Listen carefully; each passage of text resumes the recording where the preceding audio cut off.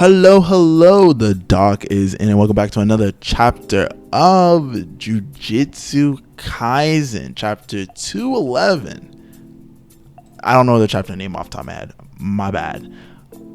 But, coming off the last chapter, after Yuji decides to stop being passive-aggressive, we find out about, actually I forgot her name, the Angel's backstory, but not like the cursed spirit, talking about like the actual person. Find out about her backstory, how she knows Megami. We save a guy, and basically that's kind of the chapter. It's I wouldn't say it's filler, like, it's part of the story, but it's a kind of a filler chapter. It's like nothing particularly important happens this chapter though. Full of spice, especially at the end. So let's just hop right into that. All right, so the first section of the chapter, we get basically cuts throughout Japan. You see a bunch of random civilians, and basically see like this weird, like, I guess, okay, for the sake of knowing what it is, it's kind of like a domain, effectively, or like a veil, sort of. Basically, it's enveloping all of Japan because the preparations for the Culling Games are now complete. Enough cursed energy is in all the colonies, and so all the veil for, like, everybody transforming into a giant blob monster is coming over. It's like, hey, you're gonna transform, and you're gonna transform. Everybody's gonna transform. It's a great time. Nobody really, all the civilians obviously don't really know what's gonna happen. Like, they just feel like some weird wave of like weirdness. I guess like a cold shiver, a cold thing like creeping up their spine or whatever. But basically nothing's happening just yet. It seems like, especially based on the conversations that happen as we proceed in the chapter, Kenjaku hasn't actually made his move yet, even though everybody is now aware that Kenjaku can make his move, because 16th of, I forgot what month it is, but the 16th, it's 12 o'clock in the afternoon. Maki has made her way into the, I forget, is this the colony number 1? But it's whatever colony Itadori, Megami, and everyone else who is with them is in. And basically she's updating them. He's like, hey, Itadori, your brother or whatever, he's come back, and he says Kenjaku beat their asses. And he's gonna, like, he can definitely like do his thing now. And everybody's like, okay. Also, she's like, oh, by the way, she killed Tsukumo. Yuki is dead. So it's like, okay. And Mark is just giving all this information. It's like, this is terrible news. It's like, hey, Tengen's gone, Yuki's dead, therefore meaning that Yuta can't just pull up and start throwing hands at Kenjaku. That is not a thing that can happen. He would die too. And Itadori and Megami are there like, bro, it's only been a couple of days. She has changed so much. She's talking about all this like literally like apocalyptic stuff. Like, it's not a big deal. And you know what? She has changed quite a bit. Maki's free now. She's not bound by your human problems like death. I mean, she is. She probably will die, but she's not bothered by it. She's chill now. She's chill. Anyway, a little bit of discussion goes on about, like I said, like why Kenjaku hasn't started doing the merger yet, but it kind of just boils down to, honestly, we don't know. It could be a matter of like sorcerers can reject it, so they want to do, he needs more preparation so that everybody gets absorbed. It could be because he just doesn't feel like it. Maybe there's more things he needs to finish before the merger can really get started. I mean, we don't really know. Really, we just don't. Like, all we know is that he just hasn't done it yet. So they kind of move on from that, and they're like, okay, we gotta apply the rules and figure out the whole Tsumiki part of this plan. And so then they start discussing the rules, and so they're like, okay, we got the 4 rules, and it's like, oh, why hasn't everybody done the rules yet? And they're kind of thinking about it, and they're like, okay, well, we got the rule to like make it so that then people could trade points or whatever. And so they're kind of discussing that a little bit, and so it ends up that they're like, okay, rule 2 and 3 are probably going to be out of the question, because those aren't the fact that of the whole lack of communication and like switching between barriers. It's not really like one. Basically, they say that because those aren't official rules, like it's not a posted rule that like, oh, you can't go between barriers. that it's going to be pointless to put those rules in, because those might be like a rule, like innate rule of the barrier. Like, oh, if you're in the barrier, you're just not going to be able to use like have electrical signal throughout in and out of the barrier / be able to just walk in and out freely. Like, this is not going to be a thing.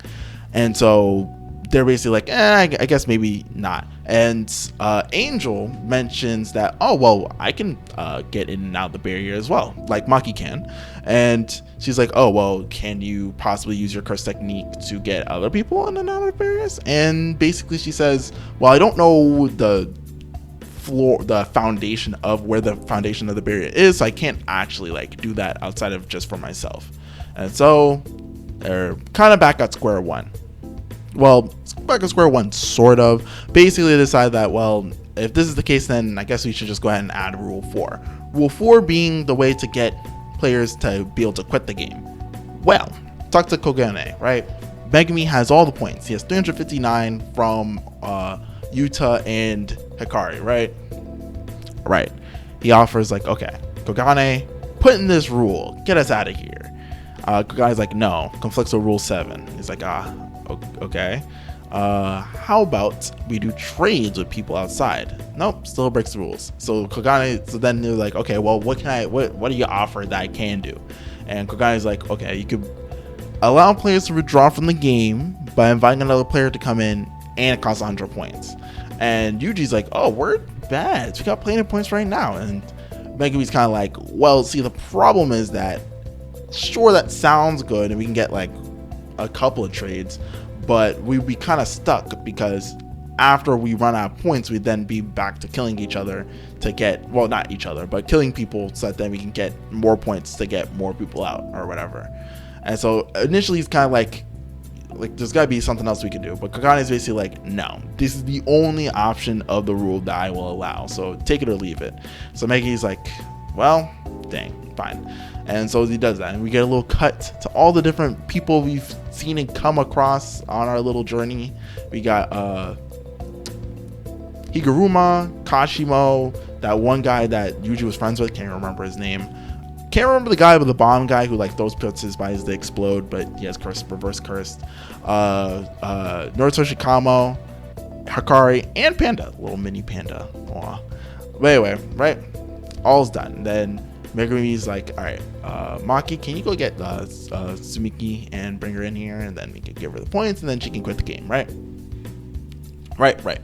Technically, she hasn't declared herself as part of the game, because, you get 19 days or else you die. So it was before the 19 days. So first she has to declare herself a player, then she gets to leave. Right.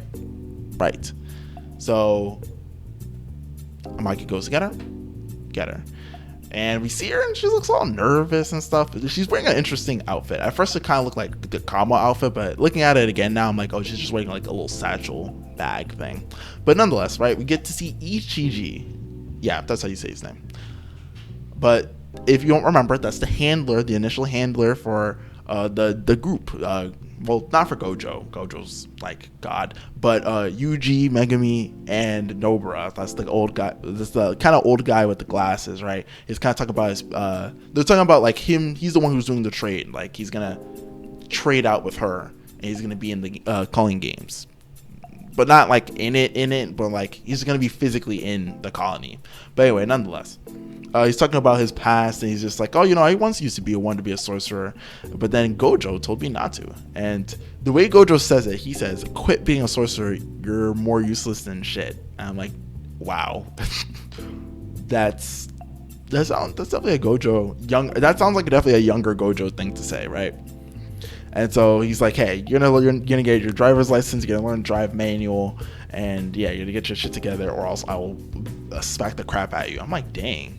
And Ichiji thinks back on this memory. He's like, you know what? Honestly, Gojo saved my life that day. Because if I would have become a sorcerer, I would have not have been good, and I would have died. Which is a fair point. I mean, it's a deadly profession. Yeah, it's a deadly profession, and it seems like Ichiji didn't have that dog in him to pull it off. So it seems like Gojo was just like, yeah, to save this guy's life, I just had to tell his ass to bully his ass out of it. And so she did. And so he did. But now we can get to the fun part of the chapter. All right. So, Tsumiki appears. Now, when someone joins the calling games, enters a colony, they get teleported into the sky, and then they kind of fall wherever, right? Well, Tsumiki falls exactly where everybody is. And when I say exact falls, I mean she just appears on the ground in front of Megumi and Yuji. Red flag number 1. Why is she not following the rules of the calling games? Even Yuji comments on this. He's like, oh, she must be really lucky. Megumi, I can see the wheels turning in Megumi's head as this is mentioned. He's like, ... Yeah. He's like, that's kind of weird. I think it's kind of weird, right? And so they do the greetings. They're like, hi, nice to meet you, whatever. Angel comes down from the sky. I guess she was gonna catch Tsumiki, but right, they're, casual conversation. They greet each other. Yuji and Angel are kind of making fun of Megumi, like he's he's being all formal around his sister. right. Megumi's like, I'm gonna send you some money, Tsumiki, and I want you to buy yourself your freedom. All right. Immediately, Tsumiki's on, I wouldn't say demon time, but she's on a little bit of demon time. She's like, drop a rule. Please allow free entry and exit from colonies. Everybody's like, excuse me, sir, who are you? And Meggy has a voice that he's like, who is this lady? And Tsumiki's making that demon time face, like, I ain't who you think I am. End of chapter. Whew, shoot, I do not know. That I do not know. This is interesting. Very, very interesting. Now, the theories had been running hard and deep for the idea that Tsumiki was evil, or she was like an old-timey sorcerer, well, taken over by an old-timey sorcerer or something, right? Well, this is definitely if you were rolling those theories deep, right, this is a great start for you, because you're like, hold on, betrayal, she's doing some secret planning, the evil smirk, it's time. I feel like it's a little early to cast our ballots, but it's definitely something suspicious going on. There's definitely more to this. She starts off being like just kawaii des, and now she's looking a little nefarious. I don't know. As for players entering freely whenever they want, it is interesting because, especially when we're going off like the whole discussion from earlier in the chapter, it seems like that was a problem before. Like the whole point of having to pay the 100 points was that you couldn't leave the colony. Well, you couldn't leave the colony games unless you paid. But I don't know if like trade. I don't know if the rule that Tsumiki puts in is more like if you leave the colony, you get like, I guess it's like a fast travel to another colony. That's all you can do. You can't like leave the bounds of the game kind of thing. Maybe, but I don't know that necessarily for sure. If it is just a matter of like you can just leave, this just shows that like was something else. Something that other people were also theorizing, that Tsumiki may be like the game master, and so therefore she can put in whatever rules she wants. An idea. Like I said, there's a lot of ways you can kind of take this, but as it stands right now, it's just a matter of, well, that's interesting. That's very, very interesting. Is there anything else to really discuss this chapter? Not really. It's just a lot of setup. We're heading in the right direction. There's something interesting is gonna happen. Well, this is interesting, but I feel like we're still building up. This isn't climax. We're expecting a little bit more. Either Tsumiki reveal or Kenjaku next step of the plan reveal. But that's going to be the next climax. Until then, we're just building. We're just building energy. So I think that's about it for this chapter. Thanks for watching. The Duck is out. Peace. Thank you for watching. Feel free to subscribe and watch the videos on the right. Other than that, the doc is out. Bye.